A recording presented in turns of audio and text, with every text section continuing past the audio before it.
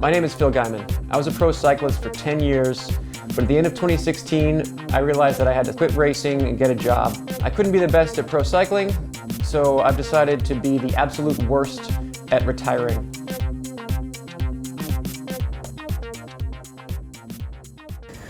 Worst retirement ever. We're here in Vegas. Everyone knows what Vegas is for. This is Sin City. It's loud. It's gross. You have to drink. You have to gamble, and everyone loses their money. It's a place that I feel like everyone's forced to go. As a cyclist, I had to go to Interbike a couple times, and it's just not a place to be a healthy, fit person.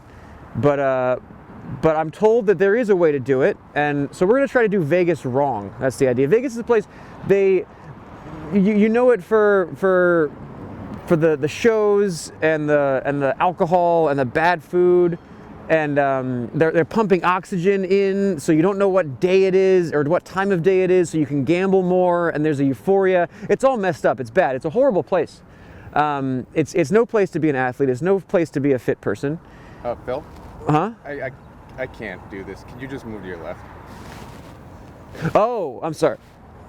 How's that? Perfect. Okay. Yeah, and there's that. But we're gonna see if we can get Vegas right by getting it wrong. So that's best retirement ever. We're guided today by my old friend Jed. So Jed was the the manager of the first bike team I was ever on. You were the first person to be like, yeah, I should bring Phil to a bike race. So part of this is all his freaking fault. And now, why? How did you end up in this horrible place? Well, my wife got a job here, so we moved. We count our time here in Vegas by the number of summers we've been here. So we've been here 3 summers. 3 summers. Okay. It's not someplace I would have ever considered moving. Mm-hmm. Because of everything you've mentioned. But it's crazy how different it is on just the outside of the strip, right? Like we're down here. Right. You can barely see the mountains from here, but when you get out to them, I mean, there's places out here that feel like Sedona or St. George or other pretty incredible places in the Southwest. So there's definitely some raw beauty. All right, so Jed's here to show me how to do Vegas. He's learned in 3 summers, and we're gonna learn it in 1 morning. First, we got to get off this strip, huh? Yep. All right, let's do it. Let's get out of here. These are shout out to Holly at McGee's Bike Shop. Made these last night. Oh, really? Extra. Yeah. Wow. All right, so gentlemen. Cooking here. And for VeloFix, Thank you. the driver, and for you, the people, but actually the camera guy gets to eat it. There you go. Yeah, so this is kind of the arts district. It's very artsy. Very artsy, isn't it? I think most of the galleries are off to the side here. Graffiti is art, actually. You know what? That's a good frog. I couldn't paint that frog. Yeah, and the orange cones are just kind of part of a moving display. Yeah, I like what you did with this cone. Visiting artist. Yeah, this is interesting. I see they're making a statement with the cones. Oh, we got a bike lane. Yeah, so... Thank you, Vegas.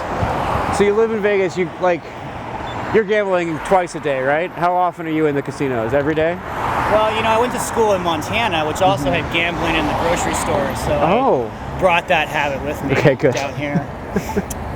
So you can borrow some money? Yeah. It's where the big money payout is. It's on all the electronic slot machines in the grocery stores. One of my favorite things, every time I think about gambling in Vegas, I remember an interview with Norm Macdonald, and someone was asking, he talked about his gambling addiction, and he was like, no, actually I did pretty well over the years. Like I did well. And the guy was like, really, you did well? Like, how much are you up? He's like, well, nobody's up, man. So yeah, okay, that summarizes that. Yeah, it's interesting, like living out where I live in Henderson, which is effectively a suburb, right? Yep. I mean, it might as well be Orange County, and but you can see the strip from my kid's school. It has all kinds of weird implications, right? Like I had one of the kids in my son's kindergarten class, his dad was a professional poker player. That's a thing. How is that a thing? I don't know, man. I would see him in the morning and he looked as disheveled as me, dropping his kid off. And then I'd see him in the afternoon, you know, it looked like he'd just gotten up from work. What was he driving? That's how you could tell. Mustang. Okay, yeah, that's So his correct. wife was a teacher for the school district. Yep. And he played poker every night. That's just his job. And that was his job. Whatever, I was a bike racer, I can't judge. All right, so we're Red Rock Canyon National Conservation Area. Yep. What this is the cyclist loop. I see why. We got Joshua trees. One-way traffic, that's really important. Oh, that's nice. Yeah, the parks that do that. How long is this lap? I don't know exact mileage. It takes maybe about 30 minutes, 40 minutes to do something like that. Okay. So, you know, by the time you ride out from, most people park kind of down next to town and ride up, and you go out and back, and it's about an hour and a half loop or something like that. Okay. Where does U2 play? U2. Oh, yeah. We're on Red Rocks. What do you mean? Well, there's lots of Red Rocks all over the No, where's the line for Metallica? The line for Metallica, that's down on the strip. Yeah. There's another Red Rocks. There's another Red Rocks, yeah. That's, but, you know, it turns out that iron oxide is a common component amongst much sandstone, so there's lots of Red Rocks all over the Southwest. Okay, lay some geology on us. What are we looking at? Well, we point to a rock and then explain it. So it's an ancient seafloor, you know, a lot of this is actually sand dunes. So the reddish sort of humpy rocks you see were probably ancient sand dune complexes adjacent to an ancient sea. And they were uplifted by tectonic forces. And so they're sort of at an angle. This goes to pro cyclists. They all know stuff like this. Yes. And you can kind of see the angle of the rocks over there, in fact, on that. So all these rocks are kind of uplifted like this, and it created this giant escarpment to the front of the Spring Mountains. So most of this, actually most of Vegas is surrounded by open land, you know, BLM, national park land. Okay. So there's this area here, which is managed by the Bureau of Land Management. And on the other side of town, you have Lake Mead National Recreation Area, which is, I think, more than 2 million acres of national park land. And then that is adjacent to the Grand Canyon, which is adjacent to Powell. So, you know, there's a vast amount of national parks and conserved lands in southern Nevada. And the Joshua trees, and you see like the little ones here are the Mojave yucca.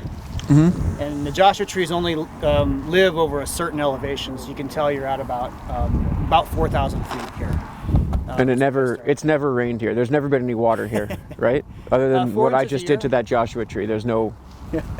we get it rain. It'll occasionally have a dusting of snow here, but it comes in a couple times a year, and it about 4 inches, I think, is the annual rainfall. Okay, I know how to measure that. Yeah. That was a dick joke. I've been like chugging water since I got here, and I feel like as I'm drinking, I'm dehydrating at a faster rate than I'm sipping water. You are. Yeah, it's bad. Yeah. Like my lips are all cracked. It's that weird cold out. It's cold out, so you feel like you want to drink. Exactly. It shouldn't be this dry, but it is.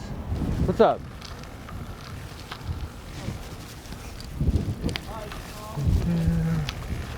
Oh, there's food and everything. This is unplanned, but awesome.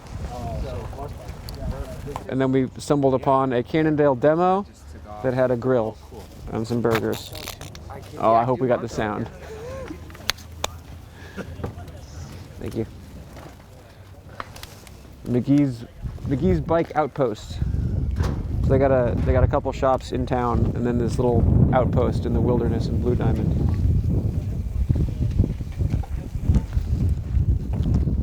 Now we gotta go climb. Responsible?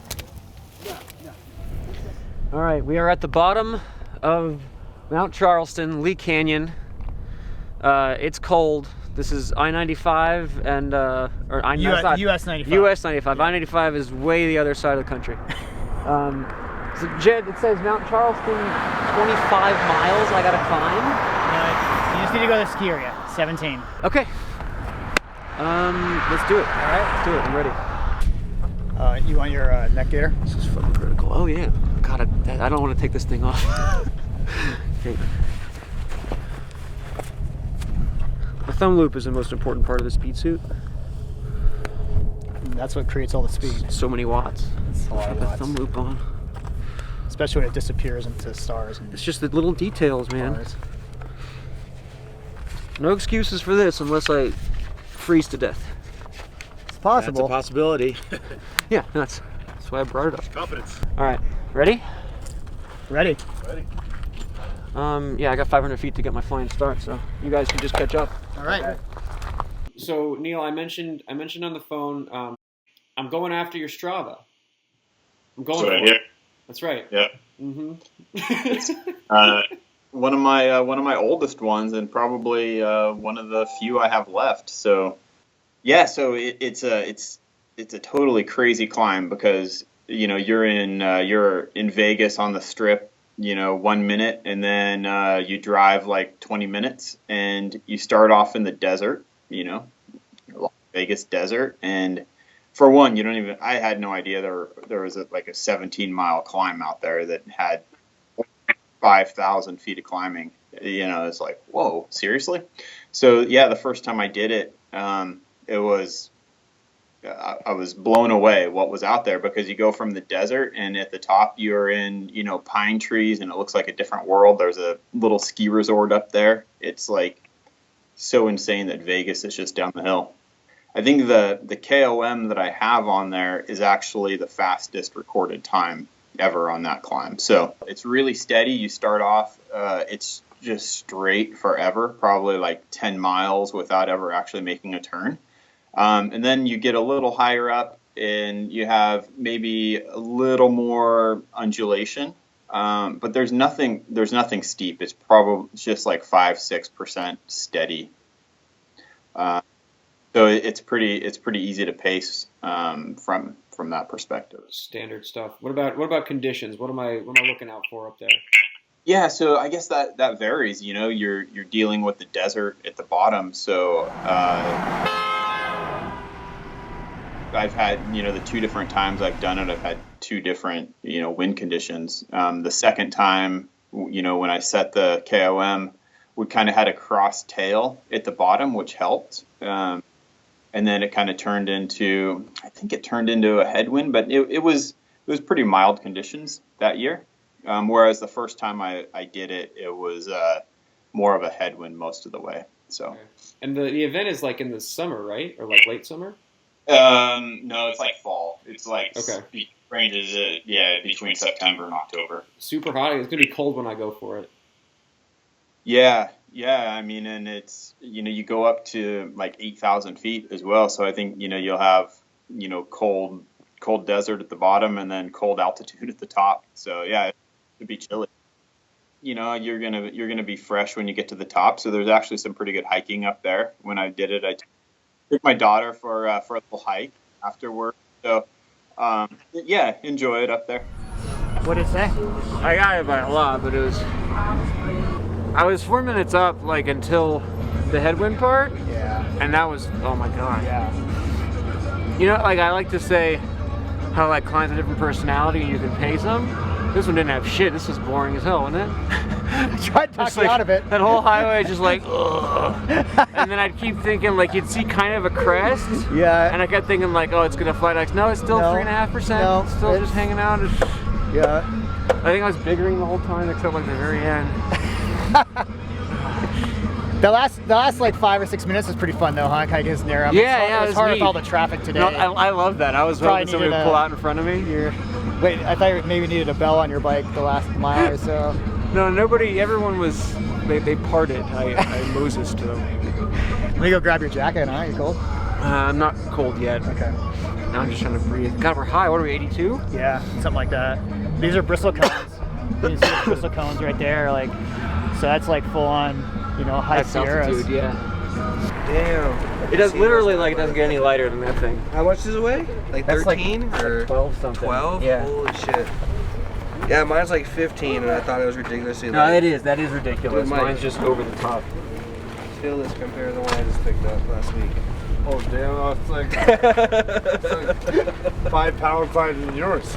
Yeah, Jesus Christ. That's awesome. You guys are using this truck properly. Well, congratulations, man. Good Thank job. you. Nice to meet you. Nice to meet you guys. So part of best retirement ever is we got away from Vegas, but now we're gonna find some of the good parts of Vegas, which is this. We're at Libertine Social, thanks to the Chef Cycle folks, our friends at Chef Cycle No Kid Hungry, are hosting us. Here we go. Oh yeah, just reach in there. Just reach in there, grab one for yourself.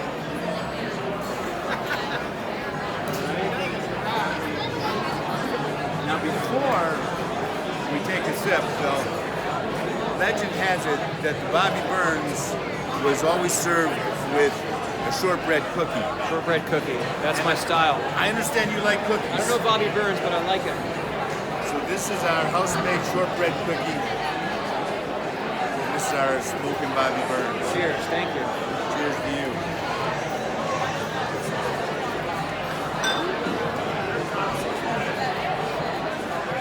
Yeah, I get it. Best cookie combination ever. I never had a cookie pair with a drink before, but I'm in. It's good.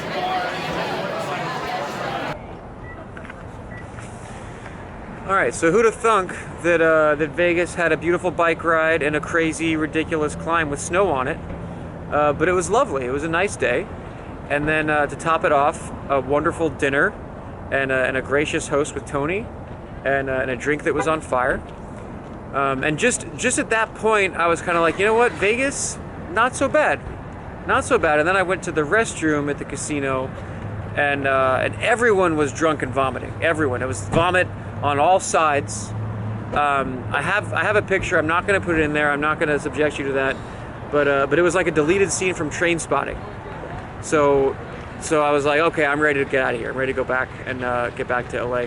No trip from Vegas would be complete. If you've ever done this road trip, you know, without a stop at Alien Beef Jerky in Baker, California.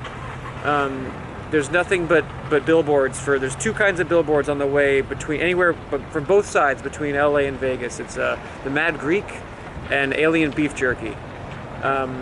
It's just regular beef jerky. There's nothing really here. They just have a lot of different flavors and stuff. And then the Mad Greek is just like a Greek, like pita. It's good. I don't know why he's mad. I'd be mad too, actually, if I was living here. This is the San Bernardino Valley, which Saint Bernardino was the patron saint of dry skin and chapstick. So that's it. I'm gonna go grab some beef jerky and get stuck in traffic and see you next time.